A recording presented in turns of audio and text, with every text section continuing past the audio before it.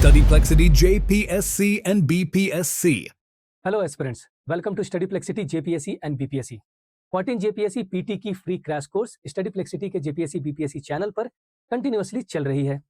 मैं धीरज कुमार झारखंड स्पेसिफिक की class cover कर रहा हूं और अभी तक बहुत सारे क्लासेस हो चुके हैं।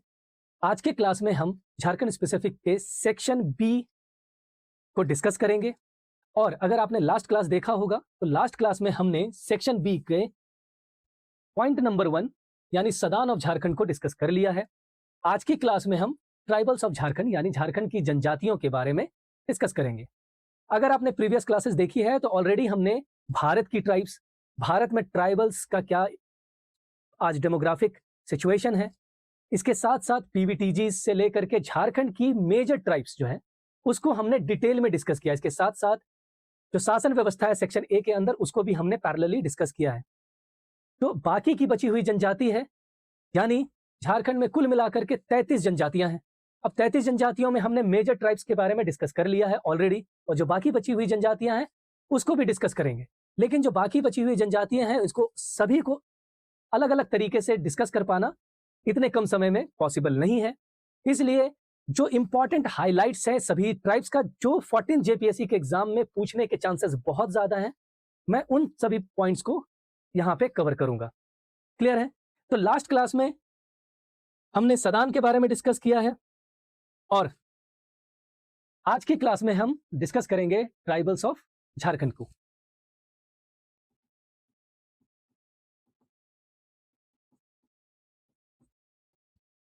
झारखंड की जनजातियां ऑलरेडी आपको पता है कि झारखंड में कुल मिलाकर के 33 जनजातियां हैं। 33 जनजातियों में जो झारखंड की फर्स्ट 4 लार्जेस्ट जनजाति यानी सबसे बड़ी जनजाति है उसको हमने ऑलरेडी डिस्कस कर लिया है। सबसे बड़ी जनजाति कौन सी है? संथाल। क्लियर है? दूसरी सबसे बड़ी जनजाति कौन है? उरांव।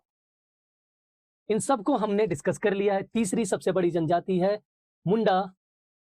चौथी जनजाति है लार्जेस्ट हो, और इसके बाद जो 5वीं सबसे बड़ी जनजाति है वो है खारवार। क्लियर है? ऑलरेडी आपको पता होगा। अब ध्यान दीजिएगा, एक चेंज देखने को मिलेगा खारवार जनजाति के बाद। एक आपको चेंज देखने को मिलेगा। क्या चेंज है वो आप ऐसे समझिए, झारखंड की पूरी जो जनसंख्या है उसका 26% जनसंख्या जनजातीय समूहों से यानी इन 33 जनजातीय समूहों से भरा पड़ा है। प्लस ये जो आंकड़े हैं वो 2011 की जनगणना के आंकड़े हैं। जब नई जनगणना होगी तब की बात हम तब करेंगे, और एग्जाम के लिए 14 जेपीएससी के लिए 2011 की ही जनगणना को हमें कंसीडर करके आगे बढ़ना होगा। और अगर हम 2011 की जनगणना की बात करें तो आपको पता है कि झारखंड में संथाल जनजाति का जो प्रतिशत है यानी कुल जनजातीय समूह का प्रतिशत जो मैंने डिस्कस किया है वो कितना परसेंट है? 31.86% है। ये आपको ऑलरेडी बता दिया है, हाँ या ना? ये आपको पता है, यानी 86 लाख जो ट्राइबल पॉपुलेशन है उसका 31.86% संथाल जनजाति कवर करते हैं। अगर आप वीडियो देखे होंगे तो आपको एग्जैक्ट पता होगा कि संथाल जनजाति इसी वजह से झारखंड की सबसे बड़ी जनजाति है। क्लियर है? अगर हम नंबर्स में बात करें तो 27,54,723 है। मैं लिख देता हूं 27,54,723 ये इनकी आबादी। एटलीस्ट आप मेजर यानी संथाल, ओरांव और मुंडा की एग्जैक्ट नंबर और उनका एग्जैक्ट परसेंटेज ये जरूर याद रखिएगा, क्योंकि एग्जाम में आपसे क्लियरली ये पूछ लिया जा सकता है।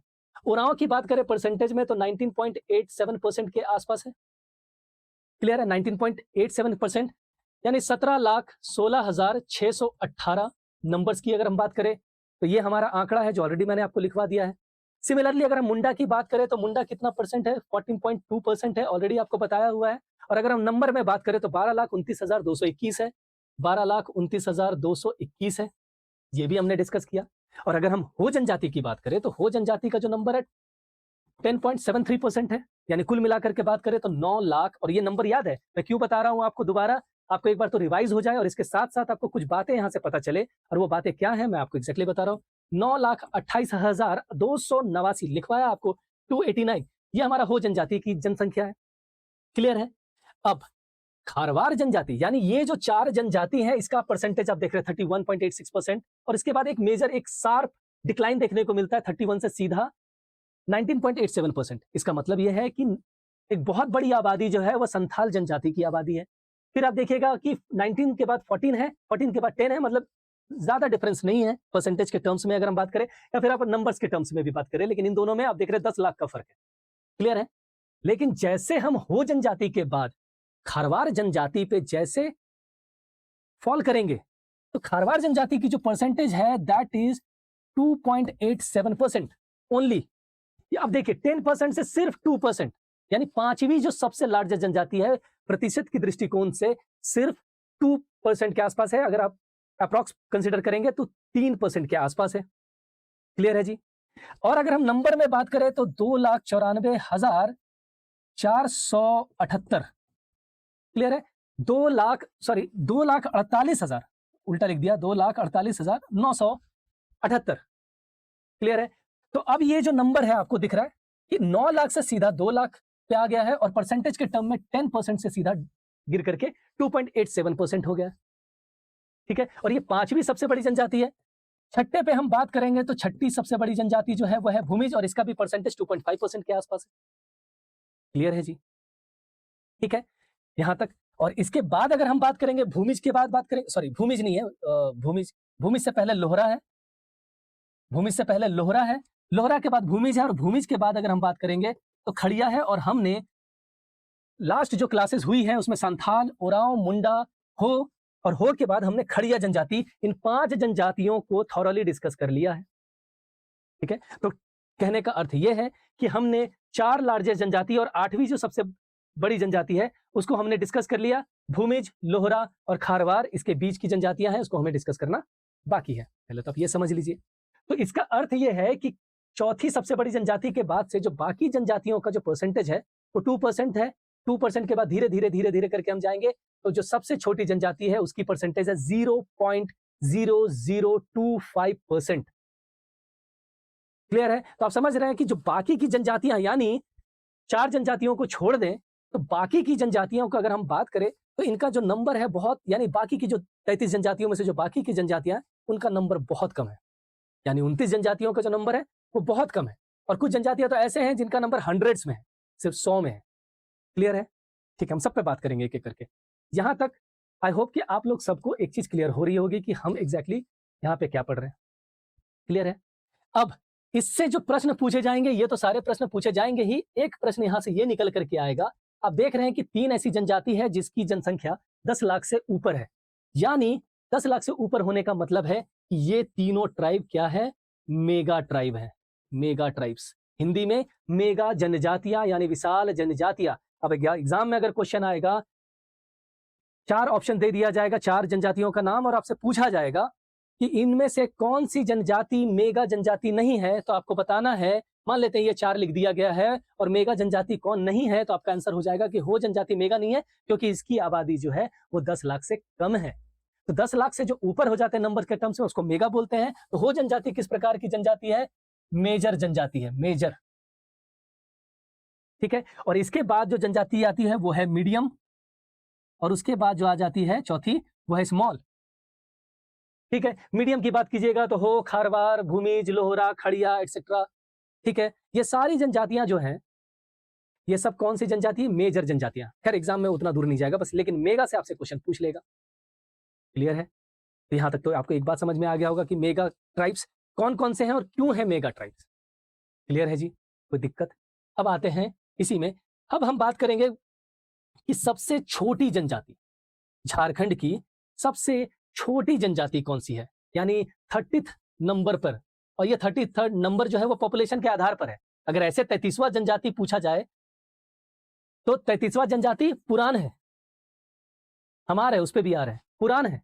33वां जनजाति कौन है? पुरान है। लेकिन सबसे छोटी जनजाति जो है वो है खोंड। खोंड, और जनसंख्या के दृष्टिकोण से इनका नंबर है बस 221, और परसेंटेज में ऑलरेडी आपको बता दिया 0.25%। बस ये है एग्जैक्ट नंबर।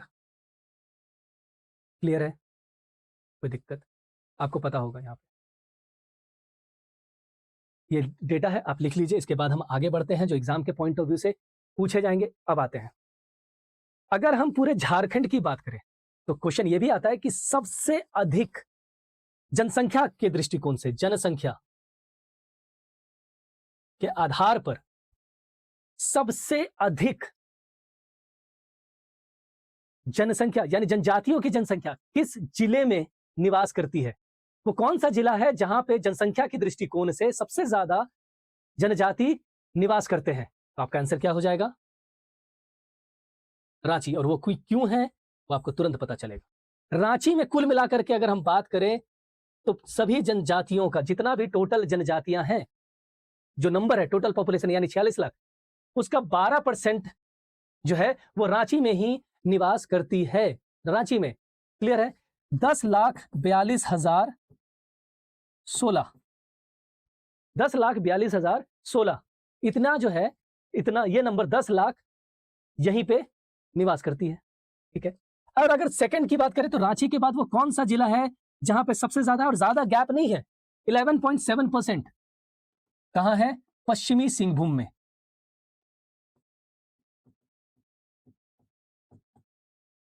पश्चिमी सिंहभूम में, क्लियर है?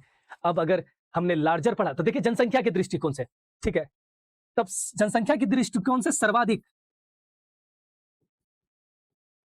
जनजातीय समूह किस जिले में निवास करती है? ये पूरी बात है, रांची। और अगर हम प्रतिशत की दृष्टिकोण से बात करें, परसेंटेज के टर्म पे, हाईएस्ट परसेंटेज कि वो कौन सा जिला है जिसकी टोटल पॉपुलेशन में से सबसे अधिक परसेंटेज जनजातीय समूह का है? वो कौन सा जिला है जिस जिले में सबसे ज्यादा जनजाति रहते हैं in terms of number population? तो रांची आएगा कि रांची में नंबर्स की दृष्टिकोण से सबसे ज्यादा जनजाति उधर रहती है। लेकिन एक जिला में, एक पूरे जिले के अंदर जितने भी जनसंख्या या जितने भी व्यक्ति रहते हैं उसमें से सबसे अधिक जनसंख्या किस ट्राइबल ग्रुप की, वो कौन सा डिस्ट्रिक्ट है? तो आंसर क्या हो जाएगा आपका? खूंटी। खूंटी में सबसे ज्यादा, सबसे अधिक इन टर्म्स ऑफ परसेंटेज रहती है। कितना परसेंटेज? ध्यान दीजिएगा, अगेन मैं कह रहा हूं परसेंटेज, सो दैट इज 73.74%। 73.74%, ठीक है, यानी 73% के आसपास, याद रखिएगा, खूंटी। लेकिन अगर हम नंबर्स में बात करें, जनसंख्या के दृष्टिकोण से अगर हम बात करें तो ये 7वें नंबर पे आता है इन टर्म्स ऑफ पॉपुलेशन। लेकिन पूरे खूंटी में जितनी आबादी है उसका 73% जो है, ठीक है, ये पॉइंट का इधर उधर हो सकता है, बट 73.47 या फिर 74, दोनों में से कुछ भी हो सकता है, आप ध्यान दे दीजिएगा, 47 या फिर 74, 73.74 या बस इतना मानिए 73% जो है वो खूंटी में है परसेंटेज के टर्म में। क्लियर है यहां तक? आई होप आपको क्लियर हो रहा होगा कि एग्जैक्टली क्या है। और यहां से ये सब क्वेश्चन पूछे जा सकते हैं ट्राइब से रिलेटेड। क्लियर है?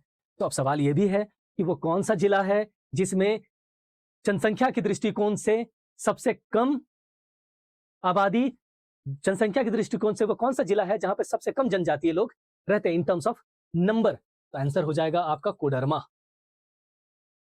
जनसंख्या के दृष्टिकोण से, ठीक है, इन टर्म्स ऑफ, यानी इन टर्म्स ऑफ पॉपुलेशन की अगर हम बात करें तो ये नंबर कितना है? 6903। मतलब पूरे कोडरमा में 6,903 जनजातीय लोग निवास करते हैं, और ये सबसे कम है। और जो भी जिला है उसमें ये नंबर से तो अधिक है। अब आता है बात परसेंटेज में कि वो कौन सा जिला है। तो प्रतिशत के दृष्टिकोण से अगर हम पूरी जनसंख्या की बात करें उस जिले की, और उसमें से सबसे कम परसेंटेज वाला यानी ट्राइबल समूह सबसे कम कहां है, तो इसका भी आंसर जो हो जाएगा आपका वो है कोडरमा ही। यानी कोडरमा की अगर हम बात करें तो 0.96%, इस पूरे कोडरमा का 0.96% जो है वो ट्राइबल लोग रहते हैं। यानी कोडरमा से अधिक 0.96% से अधिक ही होगा बाकी के जिलों में, लेकिन इससे कम नहीं होगा। तो ये एग्जाम का आपका क्वेश्चन आता है। इसके अलावा जो एग्जाम में आपसे क्वेश्चन पूछ सकता है वो है ओवरऑल सेक्स रेशियो, कि झारखंड में जनजातीय लोगों की लिंग अनुपात क्या है। इकोनॉमिक्स में तो आपसे जो पूछेगा वो अलग है, लेकिन यहाँ पे ट्राइबल से जो पूछेगा झारखंड स्पेसिफिक में वो आपको बताना। तो लिंग अनुपात क्या है, यानी कितने हजार पुरुषों में कितनी महिलाएं हैं। तो 1003 महिलाएं हैं 1000 पुरुषों में, ये महिलाएं हैं भैया, कंफ्यूज मत होइएगा। और ये 1000 पुरुष है और इसी क्रम में हम लोग लिंग अनुपात निकालते हैं। आ रही है बात समझ। अब जब लिंग अनुपात की हम बात कर रहे हैं तो लिंग अनुपात में यह प्रश्न पूछा जा सकता है कि वो कौन सी जनजाति है, वो कौन सी, और ध्यान दीजिएगा मैं ऐसे जनरल बात कर रहा हूं। जनजातीय समूह में महिलाओं का अधिक होना पुरुषों से, ये बहुत कॉमन सी बात है, क्योंकि जनजातीय समूह में महिलाओं का को बहुत दर्जा भी ऊपर रखा गया है। और इसके साथ साथ हो सकता है कि बहुत सारी जनजाति, मैंने आपको पढ़ाया भी है, बहुत सारी जनजाति पुरुषवादी समाज है। वो बस इसलिए है कि जो हमारी विरासत है वो किसको जाएगा, तो वो बेटा को जाएगा, ठीक है। लेकिन हर दृष्टिकोण में महिलाओं का जो स्तर है जनजातीय समूह में वो अधिक होता है, सिर्फ नाम का नहीं काम का भी। इसलिए महिलाएं अगर यहाँ पे जन्म लेती है तो उन्हें उनको इसलिए मार नहीं दिया जाता है कि वो एक महिला है या वो एक लड़की पैदा हुई है, जिसे हम भ्रूण हत्या भी बोलते हैं, ठीक है, या फीमेल इन्फेंटिसाइड भी बोलते हैं। ये नहीं होता है। और अगर आप नॉर्थ ईस्ट की बात करेंगे तो वहां पे भी ट्राइबल लोग हैं, और आपको भी पता है कि वहां पे महिलाओं का स्तर इवन पुरुषों से, क्योंकि वहां पे पेट्रियार्कल सोसाइटी भी नहीं है, वहां मैट्रिलिनियल सोसाइटी है, मात्र सत्तात्मक सोसाइटी है, वो समाज है। तो आपको पता होगा, इसलिए जनजातीय समूह में महिलाओं का दर्जा कितना ऊपर है। ये तो एक जनरल सी बात है। अब सवाल आता है कि झारखंड के अंदर जो 2011 का जनगणना है उसके हिसाब से सबसे वो कौन सी जनजाति है जिस जनजाति की हाईएस्ट सेक्स रेशियो है, हाईएस्ट, तो वो है, मैं कहां लिखूं, इधर ही लिखता हूं मैं, वो है हो जनजाति। इसकी हाईएस्ट सेक्स रेशियो है, यानी 1021 महिलाएं हैं 1000 पुरुषों पे, 1021 महिलाएं हैं 1000 पुरुषों पे, 1021 महिलाएं हैं 1000 पुरुषों पे। और उसके बाद अगर हम बात करें सबसे कम लिंग अनुपात किस जनजाति की है, तो आपका आंसर होगा करमाली,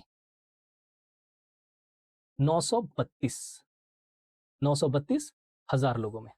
मैं बोल दे रहा हूं, अगर नहीं दिख रहा है तो 932 हजार पुरुषों में 932 महिलाएं हैं। करमाली वो जनजाति है जिसका लिंग अनुपात झारखंड में सबसे कम है। यहां तक तो सब आपको क्लियर होगा,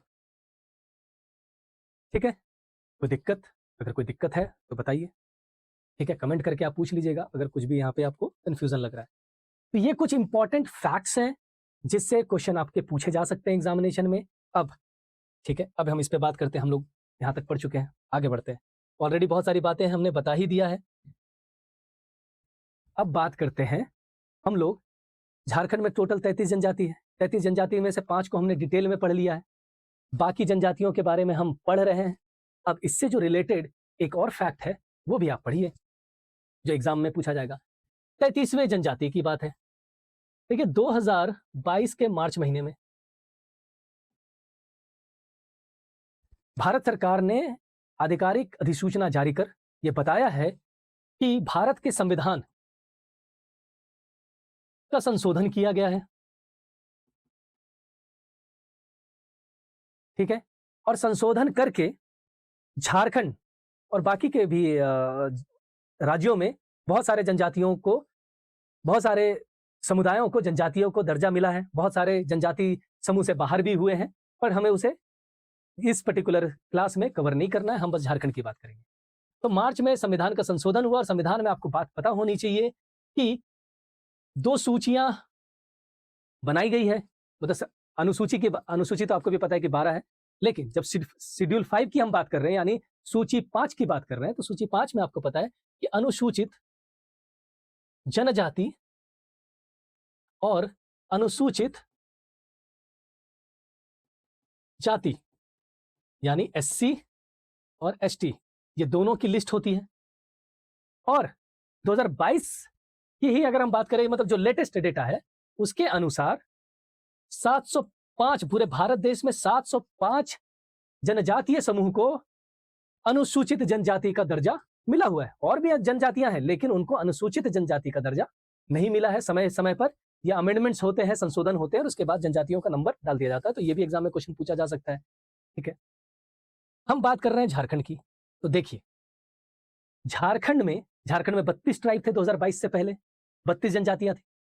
अब झारखंड में जो 33वां जनजाति, और एग्जाम में ये भी क्वेश्चन पूछा जा सकता है, वो 33वीं जनजाति का नाम क्या है?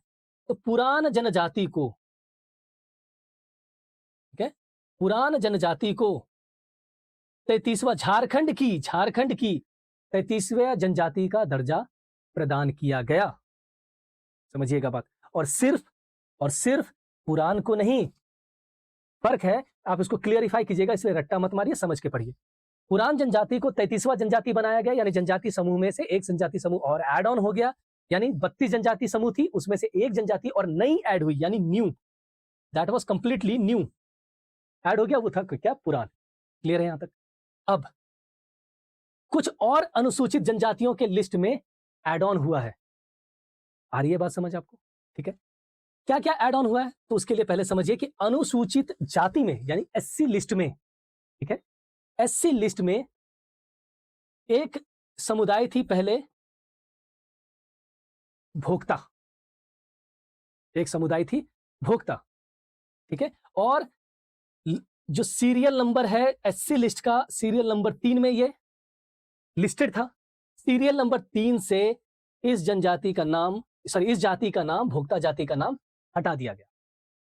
क्लियर है जी? ठीक है, और इस भोक्ता जाति को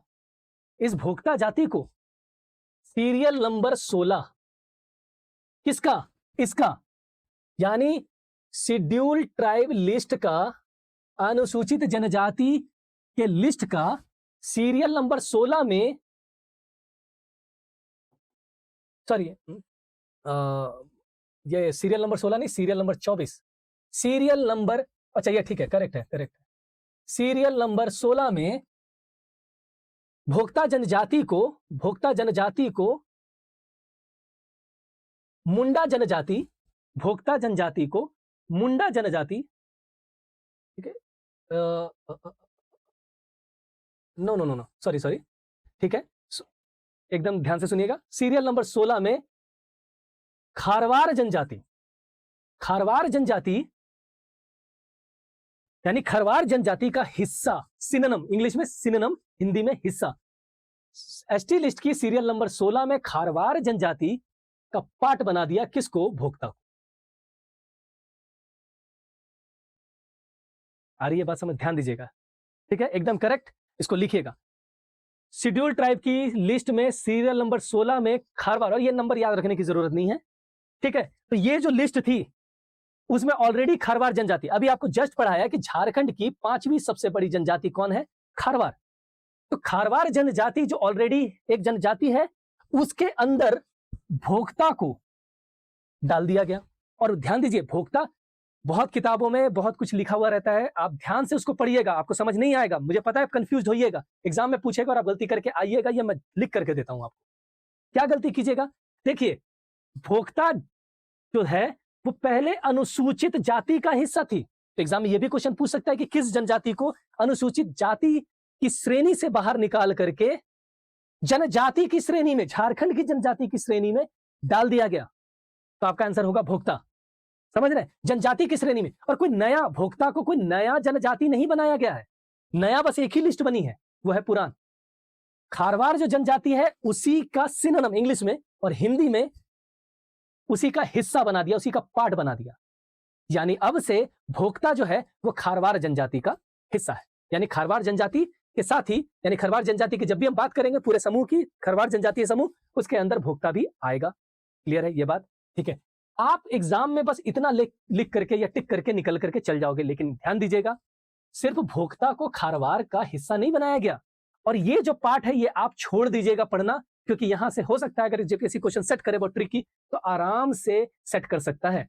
सो भोक्ता के अलावा भी 7 और समुदाय, 7 और कम्युनिटी को खारवार जनजाति का हिस्सा बनाया गया। यानी वो सब जो अभी तक शेड्यूल कास्ट भी नहीं थे, मगर अब वो कम्युनिटीज शेड्यूल ट्राइब कहलाएंगे। किसके अंदर? खारवार जनजाति के अंदर। यानी वो सभी फैसिलिटीज उनको मिलेगी जो एक अनुसूचित जनजाति को मिलती है। और वो कौन कौन से हैं? नाम लिख लीजिएगा। देखिए मैं हिंदी में लिख रहा हूं, ठीक है, इंग्लिश में भी लिख सकता हूं, मैं हिंदी में लिख रहा हूं देशवरी, ठीक है, मैं इंग्लिश में भी लिख देता हूं क्योंकि ये नाम है तो आपको कंफ्यूजन नहीं होना चाहिए। देशवरी, देखिए मैं यहां लिख रहा हूं, मैं इसको साफ साफ लिख रहा हूं, एक, ये तो भोक्ता एक हो गया, ये हो गया नंबर 2, ठीक है, देशवरी। इसके बाद हम बात करते हैं इधर गंझू, GANJHU, ये है थर्ड, समझ रहे हैं आप, गंझू, गंजू नहीं गंझू। इसके बाद राउत, RAUT, राउत, ये हो गया 4 नंबर। पटबंदी,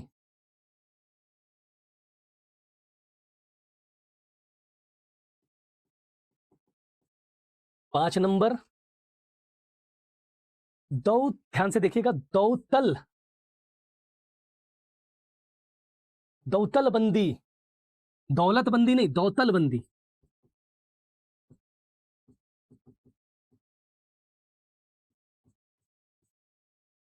ठीक है, दौतल बंदी 6 नंबर।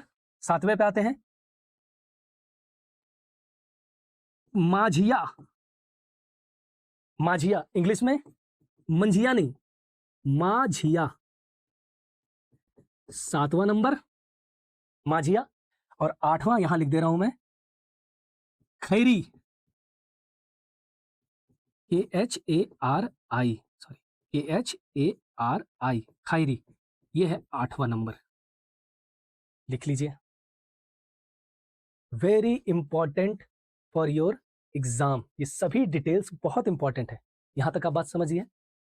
तो खारवार जनजाति में सिर्फ भोक्ता को नहीं, हाँ भोक्ता को अनुसूचित जाति से निकाल के खरवार का बना कर दिया, यानी जो पहले भोक्ता SC थी अब वो ST हो गई, और ये सब जनजाति जो अलग अलग समुदाय थे इसको भी खारवार जनजाति का सिनोनिम, इंग्लिश में लिख देता हूं मैं,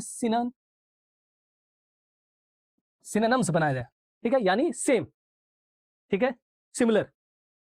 तो ये 8 भोक्ता के अलावा ये जो 7 है, और यानी ये 8 खारवार जनजाति, ये भी एग्जाम में क्वेश्चन पूछ सकता है कि अब इन सभी जनजाति या इन सभी समुदाय में से कौन से समुदाय खारवार जनजाति का हिस्सा बन गए हैं या नहीं बने हैं, आपसे ये एग्जाम में क्वेश्चन पूछ सकता है और आप फंस जाइएगा। आपको बस भोक्ता पता होगा, भोक्ता मार के निकल जाइएगा, दिक्कत है, क्योंकि ये बाकी सब भी है। इतनी बात अगर आपको समझ में आ गई है तो एक और इंफॉर्मेशन है, इसी 2022 के संविधान संशोधन से, इसी 2022 में शेड्यूल ट्राइब की लिस्ट नंबर 24, शेड्यूल ट्राइब की जो लिस्ट है उसका सीरियल नंबर 24 में मुंडा जनजाति लिखा हुआ है, और झारखंड की एक और समुदाय को ट्राइब का दर्जा दिया गया है, और वो है तमाड़िया या फिर तमारिया, ठीक है, जो रांची के जो तमाड़ का रीजन है वहां पे जो लोग निवास करते हैं वो तमाड़िया समूह से थे, जो अपने आप को आइडेंटिफाई करते थे कि मुंडा तमाड़ है, तमाड़ मुंडा, ठीक है, मैंने आपको मुंडा वाले में बताया भी है ये चीज, सो हिंदी में लिख देता हूं तमाड़िया, ठीक है, या फिर तमारिया। इसको मुंडा का सिनोनिम बनाया गया है, या फिर मुंडा का ही एक हिस्सा बना दिया गया है, या मुंडा के सिमिलरली बना दिया। अब समझिए, अगर बहुत टेक्निकल, यार जेपीएससी तो इतना टेक्निकल पूछेगा नहीं, आप उसका क्वेश्चन देख करके जानते हो, मैं सेट करता तो एक अलग सी बात थी, मैं सेट करता तो मैं ऐसे सेट करता कि झारखंड के अंदर कौन से नए नए ट्राइब्स बने हैं, मैं ये नहीं लिखता नया ट्राइबल ग्रुप बना, या कौन कौन किन किन समुदायों को, ऐसा मैं लिखता किन किन समुदायों को, इनमें से किन एक समुदाय को जनजातीय समुदाय नहीं घोषित किया गया, मैं ऐसे बोलता, और मैं 3 ऑप्शन इसमें से निकाल देता, यानी 8 इधर, पुरान एक 9, और ये एक तमाड़िया 10, और 10 में से 3 दे देता और एक कोई और डाल देता और पूछ लेता। समझ में आ रही बात? क्वेश्चन कैसे भी फ्रेम हो सकता है, अगर एग्जाम लेने वाला क्वेश्चन सेट कर रहा है बहुत अच्छा सेट कर सकता है अगर आप ध्यान से दें, लेकिन आपको कंप्लीट क्लैरिटी होनी चाहिए किसी भी पर्टिकुलर टॉपिक पे। अगर आप एक टॉपिक पढ़ रहे हैं आपको कंप्लीट क्लैरिटी होनी चाहिए, ठीक है, क्रिस्टल क्लियर, जितना ही पढ़िए क्रिस्टल क्लियर रहिए, कोई डाउट मत छोड़िए, क्योंकि अगर आप क्लियर हैं आपको 1 मार्क्स मिलेगा, यानी जो भी एग्जाम में 2 मार्क्स है तो 2 मार्क्स मिलेगा। अगर आप कुछ नहीं जानते हैं तो 0 मिलेगा, क्योंकि आप क्वेश्चन को छोड़ेंगे, ठीक है, और यहाँ पे नेगेटिव मार्किंग है नहीं, ठीक है। लेकिन अगर आप कोई दूसरा एग्जाम दे रहे हैं जिसमें नेगेटिव मार्किंग है, ऐसी स्थिति में माइनस भी मिलने के चांसेस हो सकते हैं, ठीक है। अभी तक तो जीपीएससी में माइनस नहीं है, नेगेटिव मार्किंग नहीं है, पहले बीपीएससी में भी नहीं था। आप जान रहे हैं बीपीएससी में भी नेगेटिव मार्किंग कर दिया तो वो दिन दूर नहीं है कि जीपीएससी में भी नेगेटिव मार्किंग कर दिया जाएगा। तो आप ध्यान से फिलहाल पढ़िए, और इससे अच्छा है कि क्लियर रहिए। तो इससे क्या है कि एटलीस्ट चलिए 0 गया गया, लेकिन 1 मार्क्स यानी 2 मार्क्स आपका गेम चेंज कर सकता है, आपको पीटी मेंस के लिए एलिजिबल कर सकता है, इन एलिजिबल कर सकता है। तो ध्यान दीजिएगा, इससे क्लैरिटी के साथ पढ़िए, ठीक है। तो आज पर्टिकुलर जो ट्राइब की बात है, हम ट्राइब की बात करें, उसमें हमने अभी तक यहां तक कुछ इंपॉर्टेंट फैक्ट्स को पढ़ा है। इसके साथ साथ हम एक और चीज अभी डिस्कस करेंगे ट्राइब्स पे लेकर के, जो भी हमारे पास 33 ट्राइब्स हैं उसके बारे में। हम पुराण के बारे में एक छोटी सी एक हाईलाइट पढ़ लेते थे कि पुराण के बारे में ज्यादा जानकारियां नहीं अवेलेबल है। बस इतना जानिए कि पुराण जनजाति जो है, इनका नंबर बहुत ज्यादा नहीं है, ये बहुत लार्ज ग्रुप नहीं है। मान के चलिए 1000 लोगों की एक समूह है, जिसको एक नई जनजाति का दर्जा दिया गया। इसलिए भी दिया गया है कि इस जनजाति की जो आबादी है उसको बचाया जा सके, ठीक है। और रांची, क्योंकि उस समय जब सेंसस हुआ था तो पुराण एज अ कम्युनिटी को अलग से कोई सेंसस में लिया नहीं गया, क्योंकि वो ट्राइबल ग्रुप नहीं थी, एससी ग्रुप नहीं थी, इसलिए लिया नहीं गया, इसलिए उसको एग्जैक्टली काउंट नहीं किया गया। रांची के एरिया में ये निवास करती है। 2 बातें आप याद रखिएगा। खैर एग्जाम में ये क्वेश्चन भी नहीं पूछेगा, लेकिन हाँ, ये रांची वाला क्वेश्चन पूछ सकता है कि पुराण जनजाति जो सबसे ज्यादा स्कैटर्ड किस एरिया में है। तो रांची डिस्ट्रिक्ट में ये स्कैटर्ड है। इतनी सी बात आप समझ लीजिएगा, ठीक है। आगे बढ़ते हैं, और इससे रिलेटेड ज्यादा क्वेश्चन कुछ नहीं पूछेगा। हम बात करते हैं मैप। हम इन जितने भी 33 ट्राइब्स है, इसको हम मैप में एक बार आपके लिए, क्योंकि आपके लिए आसान हो जाए इन 33 जनजाति को समझना। और मैंने पहले भी बताया कि 33 जनजाति को कवर अप करना पॉसिबल नहीं है इस पर्टिकुलर क्लास में। अदरवाइज जो पूरी जेपीएससी की पीटी कम मेंस की जो क्लासेस होती है, उसमें एक एक ट्राइब को डिटेल में डिस्कस किया जाता है, ठीक है। और अभी रिक्वायर्ड भी नहीं है, पीटी के लिए रिक्वायर्ड भी नहीं है, ठीक है। और कॉस्ट बेनिफिट एनालिसिस की हम बात करें कि जितना समय हम 33 को पढ़ने में देंगे या पढ़ाने में या पढ़ने में, उससे जब प्रश्न उस तरीके से नहीं पूछे जाएंगे, तो कॉस्ट बेनिफिट एनालिसिस यही है कि हम उसको क्लब करके एक साथ पढ़ते हैं। और एक साथ क्लब करके पढ़ने से यह है कि आपको एक अच्छी खासी क्लैरिटी मिल जाएगी, क्योंकि बहुत सारी चीजें आप अपने लॉजिक पे ही आंसर करेक्ट करके आ जाइएगा। बताता हूं कैसे। देखिए, यह पूरा झारखंड का मैप है। हम लोग 33 जनजाति के बारे में बात कर रहे हैं। अब हमें यह देखना है कि ये जो रांची का एरिया है और ये पूरा एरिया है, मेजरली जो जो ट्राइब्स हैं वो रहते कहाँ हैं, वो जनजाति एग्जैक्टली उनका लोकेशन कहाँ है आज के डेट में। और ये जानना बहुत जरूरी है, क्योंकि मैं उन सब चीजों पे हाईलाइट करूंगा जिससे क्वेश्चन आ सकते हैं और जिसको ट्विस्ट किया जा सकता है। देखिए, अगर हम इस रीजन की बात करें, पूरा वेस्टर्न रीजन की बात करें, यानी पश्चिमी रीजन की बात करें, तो जो संथाल परगना का क्षेत्र है, ये पूरा संथाल परगना का जो क्षेत्र है, यहाँ पे कुछ जनजाति निवास करते हैं। कौन कौन से हैं वो जनजाति आपको पता है, ठीक है। अगर हम दुमका की बात करें तो ऑलरेडी आपको बताया हुआ है कि संथाल जनजाति यहां रहती है दुमका में। गोड्डा, मतलब लार्जेस्ट, संथाल तो पूरे संथाल परगना में है, लेकिन सबसे लार्जेस्ट कहाँ है, गोड्डा में, और बाकी के संथाल परगना। तो इस पूरे क्षेत्र में संथाल के लोग रहते हैं। इसके अलावा अगर हम बात करें तो गोड्डा की बात करें तो परहैया, ठीक है, आपको पता है परहैया एक ट्राइब है। जगह कम है इसलिए छोटा छोटा लिख रहा हूं, आप ध्यान से सुनते रहिएगा, समझते रहिएगा, और आप झारखंड के मैप में इसको लोकेट कीजिएगा। और एक बार जब देखिएगा तो आपको बहुत कुछ अभी 33 ट्राइब के बारे में क्लियरली पता चलेगा। संथाल, परहैया, और क्योंकि गोड्डा में परहैया ज्यादा है। अब हम अगर बात करें गोड्डा में, तो गोड्डा में है भैया सौरिया पहाड़िया,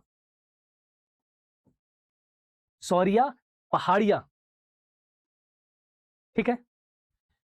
साहेबगंज में लार्जेस्ट बात, और ये लोग ऐसा नहीं है कि सिर्फ सौरिया पहाड़िया गोड्डा में है, दुमका में है, पाकुड़ में है, साहेबगंज में, सब जगह स्कैटर्ड है, ठीक है। लेकिन लार्जेस्ट जो है मैं बस वो बता रहा हूं। और आप इतना बस समझिए कि संथाल परगना, ये जो पूरा संथाल परगना के एरिया में है, ये सभी जनजाति जो है वो संथाल परगना के क्षेत्र में निवास करती है, ठीक है। साहेबगंज की बात करें तो माल पहाड़िया,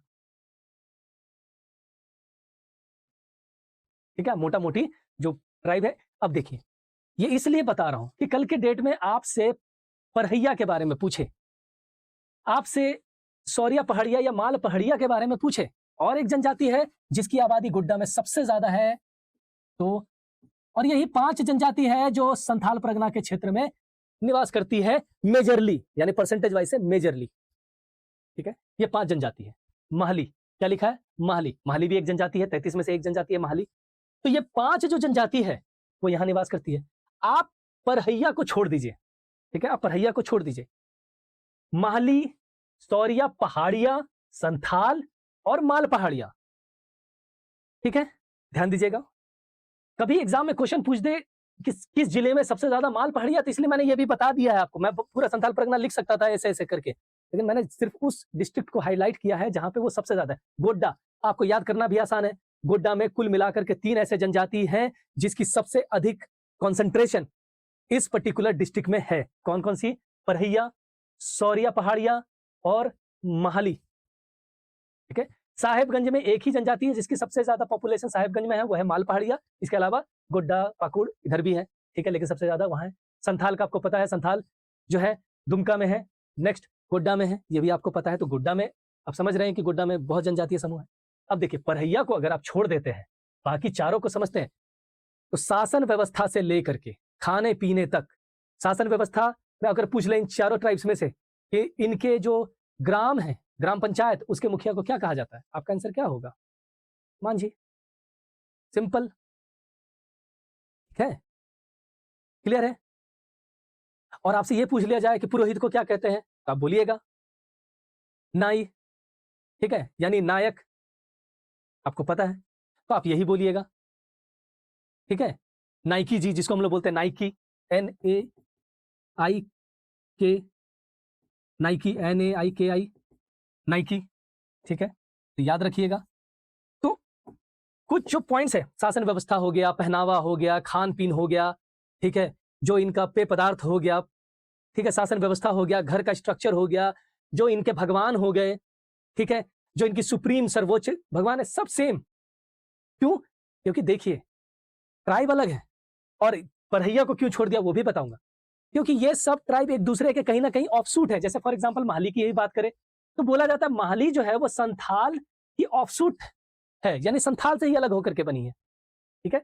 और पहाड़ी और ये पहाड़िया जो है ये अलग जनजाति थी। दामने कुह के बाद संथाल इस पे एंटर किए हैं, पहाड़ी ऑलरेडी थे, लेकिन इनकी ये लोग इतने एक्सटेंसिवली नहीं थे, क्योंकि जो इनकी अपनी एक डिफरेंट कल्चर हो या डिफरेंट उस तरीके से है, डिफरेंट कल्चर डेफिनेटली है, क्योंकि इनका व्यवसाय अलग है, चीजें अलग है, लेकिन समय के साथ साथ जो इनका एक इंटरमिक्सिंग होता है, कल्चर जो है वो हमेशा मिक्सअप हो जाता है। इसलिए बहुत सारी चीजें, जैसे इनकी शासन व्यवस्था सेम है, माल पहाड़िया की शासन व्यवस्था आप देखेंगे तो इनके भी, और क्वेश्चन पूछा हुआ भी है सौरिया पहाड़िया का या माल पहाड़िया का, ठीक है। तो इसके सर्वोच्च, ग्राम पंचायत के सर्वोच्च को क्या कहा जाता है, या हेडमैन को क्या कहा जाता है, मांझी कहा जाता है। तो ये आप याद रखिएगा, मतलब एक मोटा मोटी आप एक आइडिया लगाइए समझ करके, ठीक है। वैसे इतना जाकर के इन सब टाइप्स से क्वेश्चंस बहुत रेयरली पूछेगा, ठीक है, बट आपको बस इतना बता दे रहा हूँ कि आपको एक अंडरस्टैंडिंग हो कि लोकेशन वाइज ये लोग कहाँ हैं। और आपको ऐसे भी समझ में आना चाहिए, अगर आप पहली बार झारखंड को पढ़ रहे हैं तो आपको क्लियर हो जाना चाहिए कि हाँ, अच्छा, ये 3300 जनजाति इस तरीके से स्कैटर्ड है, आपको ये पता होना चाहिए, ठीक है, क्लियर है। हम इस पे डिस्कस कर चुके हैं, कोई दिक्कत? ठीक है। अब बात करते हैं, जैसे फॉर एग्जांपल हम लोग साउथ की बात करते हैं। अब देखिए वेस्ट सिंहभूम, ठीक है, यहां पे आपको पता है हो जनजाति है, आपको पता है, पता होना चाहिए बथुड़ी जनजाति, ठीक है, हो जनजाति, बथुड़ी जनजाति, ठीक है। सिंहभूम यानी ये सिंहभूम, सरायकेला, खरसावां, ठीक है, ईस्ट सिंहभूम। आते हैं आगे, भूमिज जनजाति। अब एक बात समझिएगा ध्यान से, ये चीज सबसे इंपॉर्टेंट है, क्योंकि देखिए वेस्ट सिंहभूम में सबसे ज्यादा, तीनों की सबसे ज्यादा जो कॉन्सेंट्रेशन है, जो आबादी है वो यही है, ठीक है। दो चीजें आपको समझनी। अब ये भूमिज है, वो वेस्ट सिंहभूम में यानी इस एरिया में, कोल्हान के क्षेत्र में सबसे ज्यादा निवास करते हैं, और सबसे ज्यादा आबादी कहाँ है? वेस्ट सिंहभूम। और ये भी एक रीजन है कि west Singhbhum population wise second largest वो डिस्ट्रिक्ट है, जहां पे सेकंड लार्जेस्ट डिस्ट्रिक्ट है जहां पे सबसे ज्यादा ट्राइबल लोग रहते हैं, ठीक है। आ रही है बात समझ? हो, बथुड़ी, भूमिज। भूमिज को लेकर के कंफ्यूजन क्यों होता है कि आपने अगर ध्यान से नहीं पढ़ा है और आपसे एग्जाम में क्वेश्चन पूछ ले कि भूमिज जनजाति किस क्षेत्र में निवास करते हैं, या उनकी जनसंख्या के दृष्टिकोण से सबसे अधिक जनजाति जो आबादी है भूमिज की, वो किस जिले में है, आप पता क्या आंसर मार करके आइएगा? आप आइएगा मार करके धनबाद। क्यों? क्योंकि भूमिज को सरदार ऑफ धनबाद भी कहा जाता है। लेकिन ये समझना है कि समय के साथ साथ, और ये 2011 की जनगणना की हम बात कर रहे हैं, 2011 की जनगणना की, तो भूमिज जो सरदार ऑफ धनबाद है उसका सबसे लार्जेस्ट पॉपुलेशन, सबसे ज्यादा पॉपुलेशन वो इन क्षेत्रों में है, ना कि धनबाद में, मानभूम के क्षेत्रों में पहले थे, लेकिन अब वो यहाँ रिसाइड करते हैं क्योंकि लोग एक जगह से दूसरे जगह पलायन करते हैं, सब करते हैं। पलायन आपको इकोनॉमिक्स में पढ़ना भी है, migration, inward migration, outward migration etcetera. आ रही है बात समझ? ठीक है, कोई दिक्कत? ठीक है, अब आगे बढ़ते हैं। अब देखिए हम बात करते हैं इस साइड की, ठीक है, गढ़वा। तो देखिए कोरवा एक जनजाति है, ठीक है, खोंड एक जनजाति है, ठीक है, करमाली जनजाति है। अब ये जो जनजाति है कोरवा, खोंड, करमाली, 3 के, इसको याद रख सकते हैं आप, ये सब का कंसंट्रेशन कहां है? गढ़वा में है। सबसे अधिक आबादी इनकी गढ़वा में है, तो आपको समझ में आ रहा है। और खोंड जनजाति आपको ऑलरेडी बताया, वो जनजाति जो सबसे कम आबादी है 221, वो यहां है। क्लियर है जी, कोई दिक्कत? अब आते हैं बात पलामू में। तो देखिए भैया, पलामू में चेरो है, ठीक है। आते हैं लातेहार। लातेहार में असुर है, लातेहार में असुर है, ठीक है, कोई दिक्कत? असुर जनजाति सबसे ज्यादा कहां है? जो आयरन स्मिथ का काम करते हैं, लोहार ग्रुप के लोग हैं, वो कहां रहते हैं? लातेहार में, ठीक है। अब अगर हम बात करें हजारीबाग में, तो चेक बरियाइक,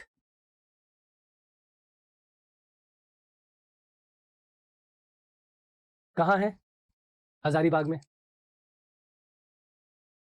ठीक है, क्लियर है जी। और हजारीबाग में और कौन सी जनजाति है? ठीक है, और दूसरी जो जनजाति है चिकबरियाक के अलावा, दैट इज गोराइट।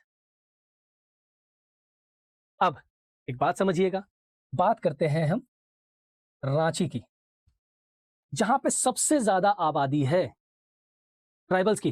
बाकी बच गए, मोटा मोटी जो बाकी बच गए जनजाति, वो यहां निवास करते हैं, ठीक है। फॉर एग्जाम्पल आपको ऑलरेडी पता है, मुंडा की सबसे अधिक जनजाति कहां है? रांची में। ओराओं की सबसे अधिक जनजाति कहां है? यहीं पर, ठीक है। और जो सबसे इंटरेस्टिंग है ये समझना, कोल, कोल, कोल रिवोल्ट आप पढ़ते हैं वेस्ट सिंहभूम कोल्हान के क्षेत्र में, लेकिन कोल जो है उसकी आज के डेट में 2011 की जनसंख्या के दृष्टिकोण से सबसे अधिक आबादी कहां है? रांची में। और ये आप याद रखिएगा, ठीक है, कोल। इसके बाद बिरजिया, बिरहोर, ठीक है, बिरजिया, बिरहोर, किसान, बिंझिया, ये सब जनजाति जो है कहां निवास करते हैं? रांची में, ठीक है। तो आप अगर कंसंट्रेशन ध्यान से देख रहे हैं, और ये आपको पता है कोडरमा में ऑलरेडी ज्यादा ट्राइब्स नहीं है, बाकी संथाल परगना को हमने डिस्कस कर लिया है, क्लियर है। खूंटी, और ये हम जब बात करें तो लार्जेस्ट है, आपको ऑलरेडी पता है कि खूंटी, अगर हम मुंडा की बात करें तो खूंटी, रांची, लोहरदगा और गुमला में क्या है? मुंडा। और खूंटी को हटा दीजिए और सिमडेगा को जोड़ दीजिए, तो ये जो 5 लार्जेस्ट है ओराव जनजाति इधर रहते हैं, ठीक है, मुंडा यानी पटर। और माल पहाड़िया को कुमार बाग भी बोला जाता है, कुमार बाग जनजाति। ये सब नाम आपको याद रखिएगा आप, ठीक है, कुमार बाग जनजाति, क्लियर है, कोई दिक्कत? आई होप आपको कोई दिक्कत। तो आप एक तरीके से ध्यान से देख रहे होंगे कि हाँ, जो भी बड़ी बड़ी जनजाति है, पुरान जनजाति की बात करें तो रांची, ठीक है। तो मेजरली जो बहुत सारे जनजाति हैं, अप्रोक्सीमेटली 10 से 12 जनजाति ऐसी है जिसकी सबसे ज्यादा लार्जेस्ट कॉन्सेंट्रेशन जो है, यानी फर्स्ट नंबर पे सबसे अधिक आबादी उस जनजाति की रांची में निवास करती है। क्लियर है जी, ठीक है, समझ रहे होंगे आप ये। और इधर आपको सिंहभूम, सरायकेला, खरसावां में ये सारी जनजातियां हैं। तो एक मैप में आपको क्लियर कट समझ में आ रहा होगा कि जिस जनजाति की हम बात कर रहे हैं, सॉरी एक चीज यहाँ पे करमाली मैंने गलत लिख दिया, यहाँ करमाली मत लिखिएगा, खारवार लिखिएगा, खारवार, खारवार, कोरवा, खोंड और खारवार, नॉट करमाली, कोरवा, खोंड और खारवार, ये 3 जनजाति जो है वो कहां रिसाइड करती है? गढ़वा में। ठीक है, खारवार। अब एक हम बात करते हैं परहैया के बारे में। ठीक है, परहैया के बारे में क्यों बात करना है?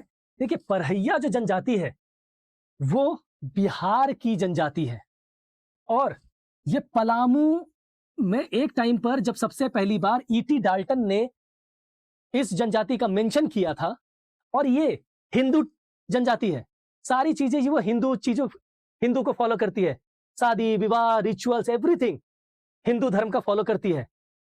ठीक है, ग्राम पंचायत में भी ये जनजातीय समूह के ग्राम पंचायत को फॉलो नहीं करती, वो हिंदू धर्म के जनजाति को फॉलो करती है कि ग्राम पंचायत है बस, और उसके मुखिया को प्रधान कहते हैं, दैट्स इट, यानी प्रधान। और इसके अलावा दूसरा जो टर्म है वो है महतो, किसका? परहैया का। तो परहैया पहले बिहार में रहती थी, पलामू में आकर के सेटल हुई जब इसको ईटी डाल्टन ने फर्स्ट टाइम मेंशन किया, और इसके बारे में जब डेटा कलेक्ट करना शुरू हुआ 1967 के आसपास, और उसके बाद जब इसका जिक्र ज्यादा पता हुआ तो उसके बारे में, परहैया जनजाति के बारे में हमें और अधिक जानकारियां मिलती है, और ये हिंदू ट्राइब है। क्लियर है? सो परहैया जनजाति बहुत लोगों को पता है कि बिहार की जनजाति है, पलामू में है, तो आंसर है पलामू मत कीजिएगा, क्योंकि आज के डेट में परहैया जनजाति जो है वो गोड्डा में यानी संथाल परगना के क्षेत्र में निवास करती है, जो मेजर सेक्शन है, और बहुत छोटा सा परसेंटेज है जो पलामू, गढ़वा इन एरियाज में, चतरा इन एरियाज में रिसाइड करते हैं। क्लियर है? तो आपको एक मैप से क्लियर समझ में आ रहा होगा कि कौन सी जनजाति किधर निवास करती है और किस तरीके से हमें समझना है। अब देखिए, जो ये जनजातियां हैं, बथुडी, हो, ये ऑलमोस्ट उसी प्रकार से दिख रही होंगी जो हो जनजाति, जिस तरीके से उनका कल्चर है, उनका सिस्टम है, वो जो भी फॉलो करते हैं रिचुअल्स, वैसा है। रांची में रहने वाले जो है उनमें ज्यादा वेरिएशन आपको नहीं दिखेगा। बिरहोर की बात कर ले, ठीक है, पुरान की बात कर ले, बिरजिया की बात कर ले, ठीक है। असुर जनजाति आपको पता है ओल्डेस्ट जनजाति है, सबसे पुरानी जनजाति है, जो लोहे का काम करती है, ठीक है। महिषासुर का वंशज खुद को मानती है, ये आपको पता होना चाहिए, ठीक है। पुराने जमाने में तलवारें, हथियारें बनाया करते थे ये। एस.सी. रॉय ने एक्सटेंसिवली इनके बारे में लिखा है, ठीक है। असुरगढ़ के बारे में मेंशन किया हुआ है, ये आपको पता है।